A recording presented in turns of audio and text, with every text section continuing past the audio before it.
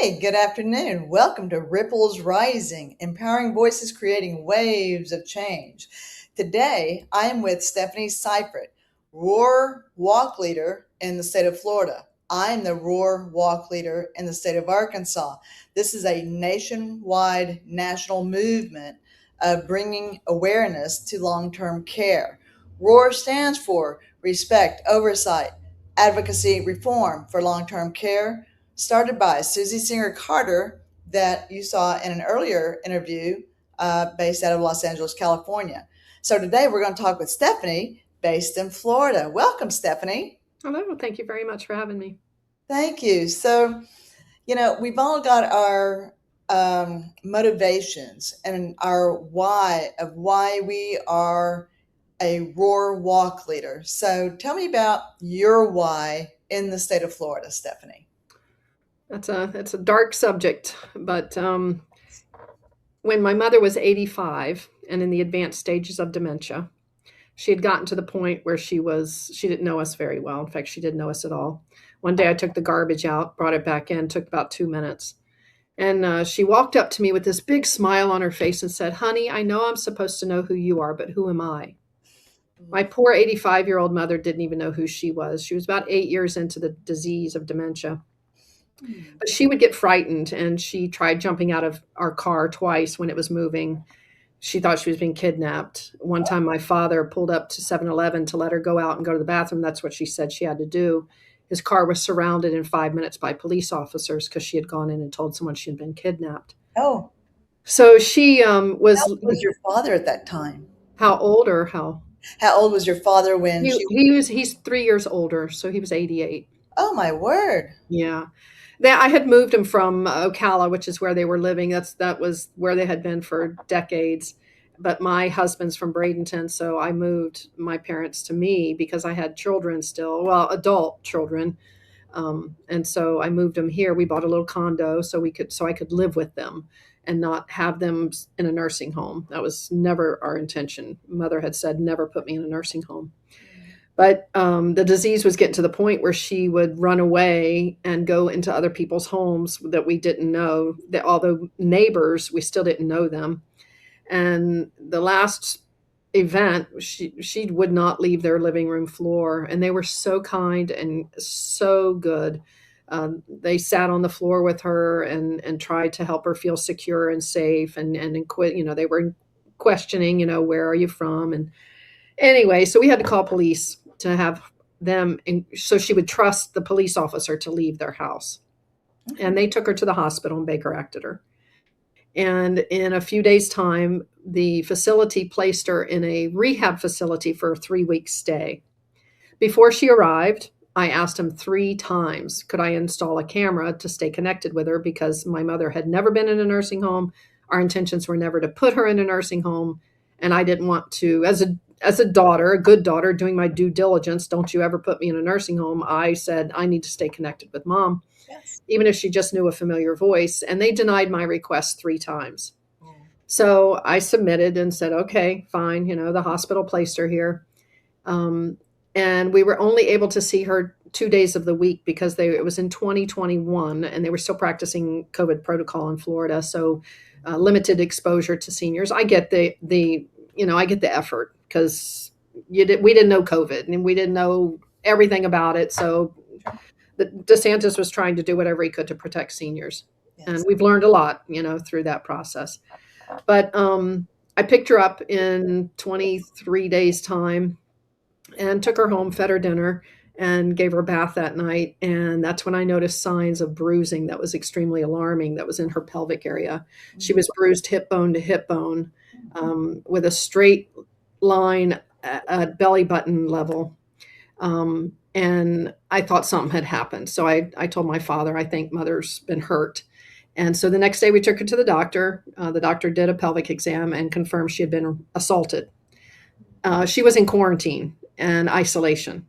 So supposedly by the facility, she wasn't around other patients and she wasn't around visitors. So Where was your father? Was he there? Where was he he? was living in the house. He had pulmonary fibrosis and was tethered to an oxygen machine on level 10. So he could not at any time take this oxygen off because he would literally in 5 seconds pass out. He was at the end of his life. Oh, And so it, knowing that she had been assaulted, the doctor recommended we call police, file a rape report, and have it, investigated. So that is why I have been advocating in the state of Florida for a camera bill since 2021, because the place denied my request 3 times. And I know darn well if they'd have not denied me and allowed me to have a camera on my mother to protect her, I would either the detectives have a good idea of who it was, yeah. but because of the time frame from the time I picked her up, it was March 5th ish that the rape happened, and I picked her up on March 24th, something like that. So the DNA was gone. So the facility had told us she reported falling in the middle of the night. Now, a dementia patient can't tell you that there's turkey on their plate or cranberries, or that that's a toilet and that's a mountain and that's a key and a pyramid. They just can't tell you. So to say that she reported falling in the middle of the night, I didn't believe. And when they said that, I went to go look at her and I saw bruise, bruise, bruise, bruise. Her thumb was badly bruised and all down the side. It didn't dawn on me for a second to pull down her underwear and look at her pelvic area. No. But it was very obvious what had happened. He had put her over the footboard of the bed. So are you saying this happened like in the first few days after she was admitted and she still had the bruising like 2 weeks so later? That's one of the points that was in the lawsuit. They filed bankruptcy and sold out. But that's what we were all so sad about, that the assault was so bad that 3 weeks later the bruising was still there. Yeah, her crotch was the color of an eggplant, and that is not an exaggeration. It was deep purple. So anyway, so in 22, I started, finding out why, calling Morgan and Morgan, why can't I have a camera in my mother's room? Well, they're in Florida. There's no law for it. There's no law against it. So it leaves the control in the hands of the facility to say, no cameras allowed. No, you cannot. And so I've been pushing for this camera bill for 5 years.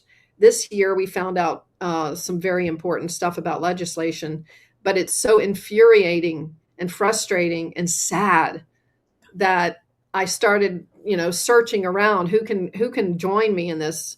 And I found Susie's movie, No Country for Old People. Yes. And I'm bold. And so how do I get in touch with this producer? How do I get in touch with this whoever? And found her, and we talked on the phone, and I said, we need to do something to get a national movement. Yes. Now, I can't take credit because I don't know if Susie was talking about this already with her group, but I had said, we got to do something nationally. We've got to get everybody together. And so Susie incredibly took the reins and, working tirelessly Yes. to pull us all together, orchestrate this tango that we're doing across the United States. Yes. To say, stop. We need to do something to protect the people that once protected us. Oh, because in the United States, seniors are disposable, expendable, and unimportant. Yeah. Just left and abandoned. Many families just abandon their loved ones in nursing homes and never talk to them again. And those people die alone. That wasn't the case with my mother. It was a rehab facility. Yes. So when I found Susie, got the roar, I know that in state of Florida, I'm taking part of that on September 27th to maybe my legislators will say, okay, Stephanie Sifrit's not shutting up because this is year 5 and they keep killing the bill. We'll get into that in a little bit if you want, about how this bill has been killed, because it's very important people know what we just learned in 26. So anyway, that's why I'm doing what I'm doing. Oh my goodness. Wow. I cannot imagine. I'm so sorry. Yeah. Yeah. It's sad to think that your mother's end of life includes rape. I mean, 85. And what happened? Dementia. What happened to that person? Pardon me? What happened to the assaulter? What That happened? very good question. So the detectives investigated. The facility said there were no men working. They discovered that was a lie. That wasn't true. When they interviewed this one individual, um, and he was asked if he had raped my mother, his response was, "The nurse doesn't love me." So he never said, "Yes, I raped her." His response was, "The nurse doesn't love me." And so the police could not take that as a confession, because technically it's not a confession. It's just a statement. The nurse doesn't love me. But I think we can all understand what he couldn't get from the nurse, he took from my mother. And so the detectives told me to my face, we're pretty confident that it's this individual. I know his name, his birth date. I know where he was living at the time. I know his nationality. I know a lot of things about him, but I can never do anything. And he is still working somewhere. Yeah, yeah, Still just like working. yeah. And he had an aggravated stalking charge on his record. So they Before, hired him knowing he had an aggravated stalking charge, which goes to your point of we need to get people fingerprinted and annually fingerprinted. Be- annually, yeah, annually, because things happen in the middle of the year, and if you go by 5 years, you might have already done something bad. 3 days later. Yeah, it's called FBI Wrap Back. It's an ongoing real time background check federally. So it's a Yeah, one time fingerprint, but if the dude got picked up in the state of Georgia, it would blip to the Florida State Police that they would notify his employer at that time. and that's good. Meanwhile, nobody knows that something happened on the weekend and he's bailed out and gone on back to work, right? Right, right. It's so sad and so unfortunately I dare say common. Yeah, that's what I knew that's the word you were looking for. It's common. Very Whether common. it's with my parents, financial exploitation or narcotics stolen or physical abuse happens, and I say every single day, and we only know the tip of the iceberg because so much is not reported out here. Yeah. Yeah. So tell us about the pushbacks. So you've been working on legislation in Florida. I'm working on legislation in Arkansas. Stephanie, this really ought to be a federal legislation. Ought to be federal that caregivers who are not under the School of Nursing be fingerprinted, background checked. That you, with the permission of the patient, permission of the family, have cameras in a private room and when you're entering a facility, that people are being checked. I mean, show your ID, or okay, you're going to be seeing your mom there for the next year. Have a badge, show your badge, put your badge in, and go on. Why do we not have the same protection for our vulnerable elders as we do for our children? Yeah, it happens in schools, right? You can't go in a school campus without presenting your driver's license. And Exactly.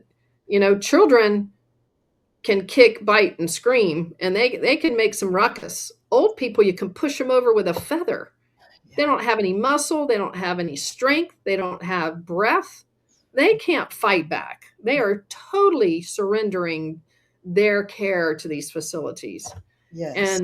And I need to make sure that your listeners don't look at cameras as a gotcha.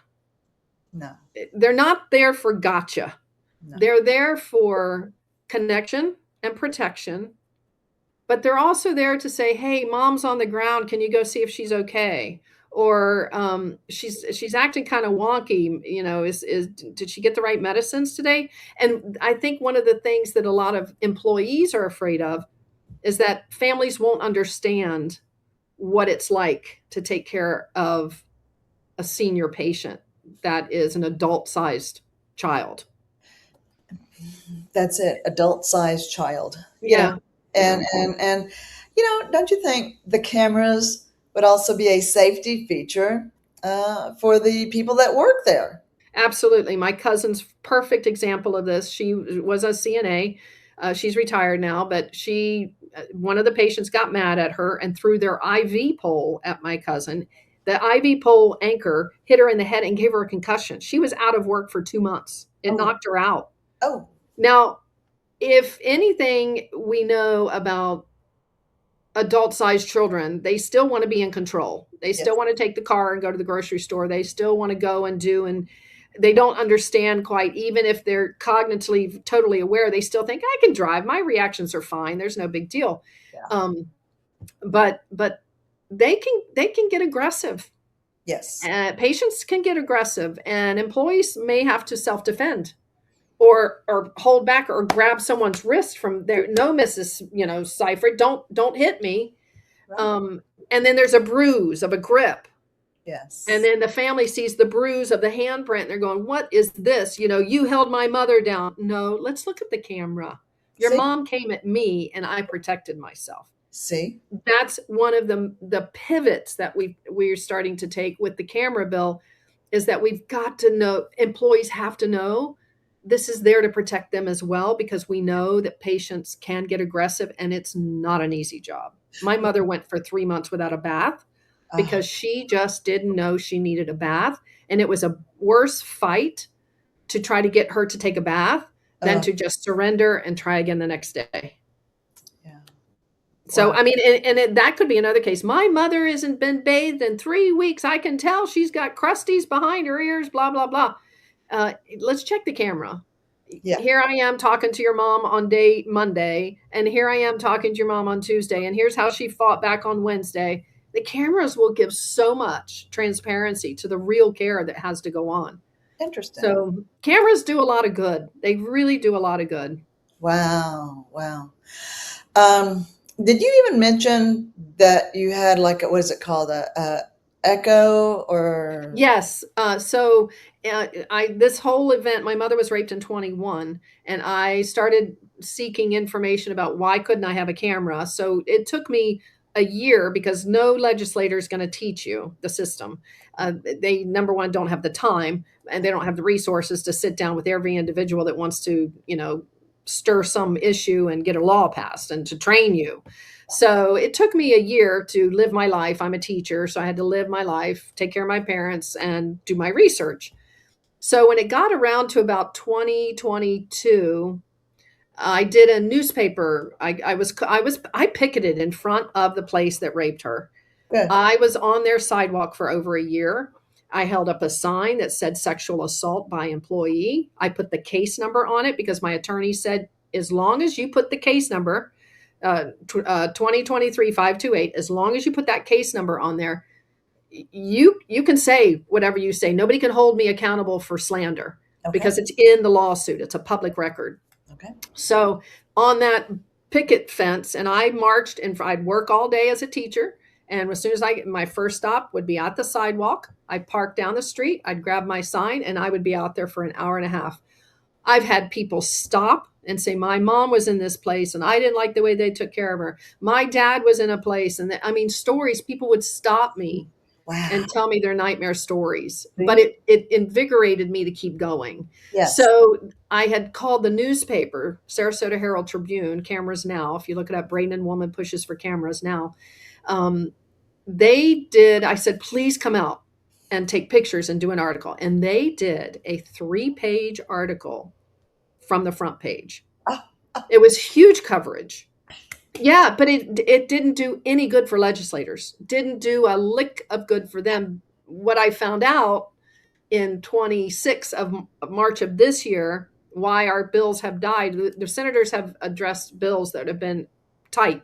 HIPAA addressed, roommate consent addressed, facility protection, employee protection, all of it's addressed in the bills. There's one senator on the Senate side that will never allow a camera bill to be vetted by her peers. And we found that out this year.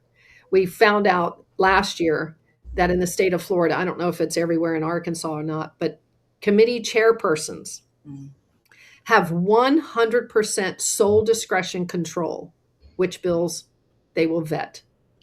Okay, right. That means if you don't want a camera, if you want a camera, if you want to get paint zebras pink, and she wants zebras pink, that bill's going to get vetted. But if, lamps need to be blue and she doesn't want blue lamps, it will never go through. And that's the way she has presented herself. She will never let a camera bill get through. So one person on Capitol Hill in Tallahassee has killed the bill successfully for 3 years. Okay, wait. So, and I understand this because my bill was killed last year. So Stephanie's talking about the committee chair, but she's the chair. Does she have the right to vote or sway the committee? Is that what you're saying? Yeah, so when you look at when the committee when session begins and you look at what bills are being presented in the health policy committee, they're all hers. They were hers. So she had bills, and the first three on the list that were going to vetted in January were her bills. I find that paradoxical that you're a public servant, Yeah. but they're only serving themselves first. Can no one else on the committee present bills to be passed other than Uh, her? if she puts it on the agenda, she controls the agenda. Every in the state of Florida, every chairperson controls the agenda. So, if there's 5,000 bills out there, Yeah. and they want this bill and this bill and this bill, those are the ones that get pushed to the front and get vetted. Everything else gets just waylaid and in So our case, stonewalled. yes. So what Stephanie is saying, and let me explain the process. We've explained it a couple times, but it's not just, oh, it passed the Senate, it passed the House. No, there's a family health committee. It's got to pass the committee. My bill passed the family health committee on the Senate. It went to the Senate floor and passed, but then it went to the House committee, the committee chair that did not support the bill. He called forth DHS at that point at the House committee. DHS did not support my bill, whereas he did earlier. And the House committee chair called for a vote, and it failed by a couple of calls or something. It failed. It did not go to the House floor then. So what Stephanie is saying is that there's a whole process. It's just not that easy to get to the floor. It's got to get past the committee to the floor on one floor, and then to another committee, the Family Health Committee at the House or Senate, and then go to the floor to be passed by both the Senate and the House to become a bill, to become law the following year. So Stephanie, as well as I, have been working on our bills since around 2020, 2021. It's such a process, and I've had pushbacks as well. So what is this woman legislator, why is she pushing back on that, Stephanie? Well, that's a good question. I recently met with our sheriff for Manatee County, and he has no clue why. He doesn't understand why she's not supporting it, because it's just a choice. And it's not that every place has to have cameras. It's not that at all. It's only if a family says, I'm going to put a camera in, the facility cannot say no. That's all the bill is. The facility cannot say no. Okay. When Sheriff Wells was asking me, why do you think she's stonewalling it? And I said, speculation's not going to get us anywhere. It is what it is. Whatever it is, whatever her reasons are, she's stonewalling it. And he pushed. He was like, there's got to be a reason. And the only reason I can think of, it's got to be money. It's got to be lobbyists. It's got to be contributions to her campaign. I don't know, because she's in her 70s, I think. She must be wealthy, because she, I guess, plans on always being healthy or always having her children love her through her end of last breaths. But if she ever gets to a point where she's jumping out of moving cars, running away, she needs a lockdown facility to keep her safe. Yeah. She might at that point wish she'd have passed a camera bill. Well, there you go. But she won't do it. And so speculation won't get us anywhere. We think it's money. We don't know. So I can't say that. I don't know. Is she House or Senate? She's in the Senate. And she's running for re-election, and she's unopposed. So she's probably going to get in again. The thing that gets me is she is on the board of directors of VISTE, Volunteers in Service to the Elderly. No. So I wrote the board, and I said, do you know that this is her stance on cameras in nursing homes? This is her stance in the service to the elderly. Good. Right. That my senator, um, uh, I don't know, blacklisted me, if you will, because of one phrase that I said. He posted, I've known my senator forever. His children and my children went to the same school. I know his wife. He posted a Valentine's picture of him and his wife. And I said, she looks great. You look great. You know, happy Valentine's Day. I hope you never end up in a nursing home. Yeah. I didn't say, I hope you end up in a nursing home. Yeah. I said, I hope you never end up in a nursing home. And with that comment, Yeah. something, I don't know, but we stopped receiving communications. I think he was so mad at me. But then I spoke to one of the candidates who's running for a House seat in my area, and he said if he was that mad, it hurt him, that it got to him that deeply. That's So right. I'm hoping that he has power. Okay. I'm hoping he goes to this senator if she does get reelected and say, you need to put this on the agenda. Good. Just give it a chance, let it be vetted, and Yes. everything's been addressed. There's no HIPAA violation. No. There's no roommate problems. There's no employee gotcha. No. It's all, I can give you the parameters of the bills. They're very good, but Hmm. people always say, "Oh, HIPAA, it's not polite. It's, you know, I want dignity to the end." Well, I say to you, would you, you know, besides the fact that we all have the same body parts, Yeah. we all pick our nose, we all pass gas, we all do everything. Yeah. So at 80 years old, do I really care if you see me wandering around looking for a toilet when I don't even know what a toilet is? Oh my Do gosh. I mind that? No, I have zero expectation of privacy, and I would rather forfeit my privacy than be raped, neglected, or abused. Oh, wow. Wow. Wow. Wow. Powerful. Powerful. Powerful. Not powerful enough, though. Not powerful enough. I'm going to ask you. You have a copy of your bill? Yeah, oh yeah. Hmm. Okay. Would you send that to me so I Hmm. can work on it for here in Yeah, the state of yeah. Arkansas? I've got one that's annotated for you. Awesome. Okay. We need to wrap up real quick already. So, tell us about what you and your roommate Mary Ellen, about the ROAR participation, how to contact you, and that we're looking for more walk leaders in the state of Florida. Tell them where you are and how to participate.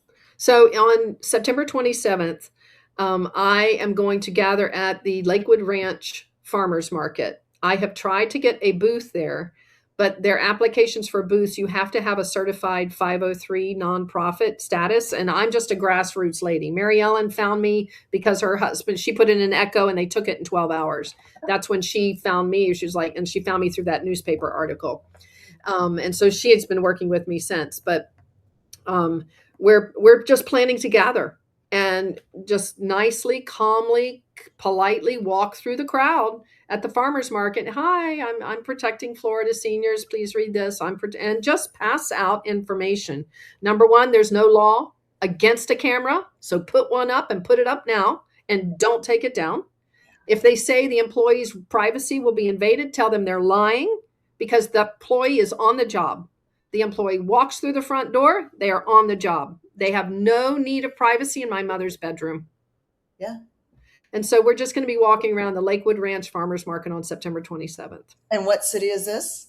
It's Braden. Lakewood Ranch is actually its own city now, its own zip code, its own hospital and postcard, but it's between Sarasota and Bradenton, and it's inland east. So Okay. yeah, it's in the center of this. Well, it's towards I-75 corridor, but Okay. Braden and Sarasota area. Good And deal. then I do know someone that just contacted me from Jacksonville, but I don't know if she's got the gumption to orchestrate something so big so soon. So I don't know, but Never know. Hey, it's never too late. yeah, This it can be single people. We Yeah. don't have to have large groups. It can be one person in Ocala, one person in Tallahassee, one person in Panama City. It doesn't have to be large groups. Fort Lauderdale, Tampa. Yeah, yeah. It's Florida is a huge Florida and Texas and California for the retirees there. It's a very, very important subject. Contact Stephanie through ROAR, ROAR, number four, LTC.org, which is long term care. ROAR for LTC.org. You can scroll down and find Florida. Contact Stephanie there. And Stephanie, you also have a website. Yes, I do. It's protectflseniors.com. So it's Protect Florida Seniors, but the Florida is just the FL. So protectfloridaseniors.com. There you go. All right, we're gonna be warriors together Yes, we nationwide. are. Yes, I authored the book "Caregivers, Caretakers: Exposing Fraud in Senior Care" because of the home care business have no licensing in the state of Arkansas, and Florida. We're Florida. within the four walls, you think you're protected, but outside the four walls, you're not protected there either. It's there's no protection for our elderly, our vulnerable loved ones, That's right. vulnerable elderly, period. So, Jacklyn Ryan, please like and subscribe on at Ripples Rising TV on YouTube. And thank you, Stephanie. Thank you. And see us on September 27th nationwide. Yeah. Thank you.